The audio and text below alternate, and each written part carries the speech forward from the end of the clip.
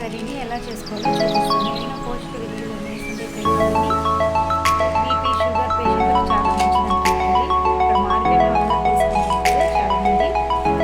Friends, ఇవి సుండకాయలు అంటారంట. చిన్నగా వంకాయలాగా చిన్న వంకాయలు మాత్రం ఉంటాయి. ఈ విధంగా అన్నీ ఒలిసి పెట్టుకోవాలి. ఈ విధంగా కర్రీ చేసుకునేకి చాలా ఇమ్యూనిటీ పవర్ చాలా ఉందంట. దీంతో షుగరు బీపీ వాటికి చాలా మంచిదంట. ఇది ఈ కాయలు అనేది మనం ఇట్లా ఇట్లా చిన్నగా పగలగొట్టుకోవాలి.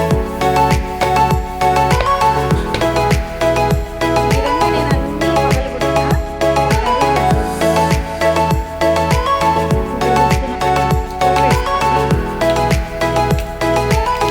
ఉల్లిపాయ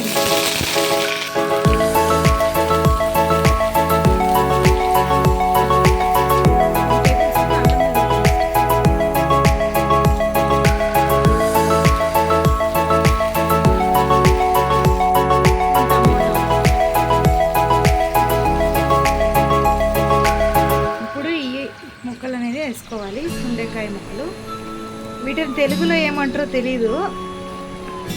మరి సుండకాయలు అన్నారు, మార్కెట్లో చెప్పారు. ఈ ఆరోగ్యానికి చాలా అంటే చాలా మంచిదంట. జ్వరం వచ్చి బాధపడుతున్నప్పుడు కూడా ఇమ్యూనిటీ పవర్ అనేది దీనికి చాలా ఉంటాయంట. వీటికి ఫస్ట్ టైం నేను చేస్తున్నాను, నాకు కూడా తెలియదు అంతగా. చాలామంది తీసుకుంటున్నారు మార్కెట్లో.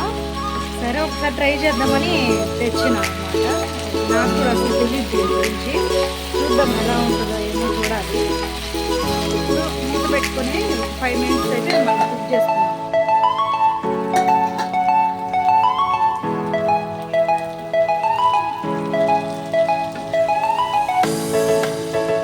లైట్గా పసుపు, కారం, కొంచెం ధనియాల పొడి, జీలకర్ర పొడి ఇవన్నీ బాగా మిక్స్ చేసుకోవాలి. ఎట్లున్నాయంటే పాలకొల్లు ఉంటాయి కదా, ఊర్లోకి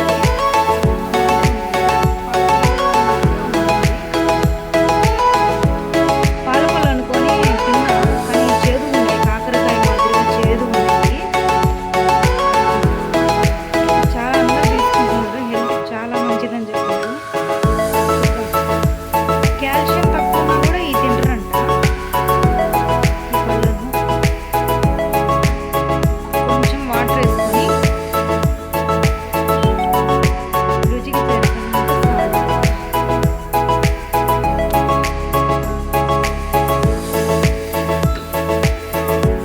ఒక 10 నిమిషాలు మళ్ళీ కుక్ చేసుకున్నాం లో ఫ్లేమ్లో పెట్టుకొని.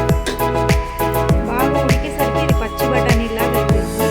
ఉడకబెడితే పచ్చి బఠానీ ఎలా ఉందో ఆ విధంగా ఉంది కదా. ఇంతే అండి, హెల్దీ రెసిపీ.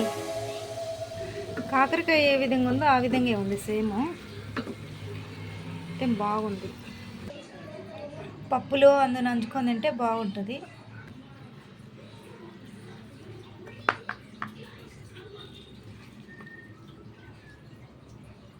ఎంతో టేస్టీగా అయిన సుండకాయ కర్రీ రెడీ అండి. నా వీడియో నచ్చితే like and share, subscribe. Bye. పప్పులోకి బాగుంటుంది, ఫ్రై లాగా. ఒకసారి ట్రై చేయండి. తెచ్చుకొని మీ మార్కెట్లోకి ఉంటే కినా ఒకసారి తెచ్చుకొని ట్రై చేయండి.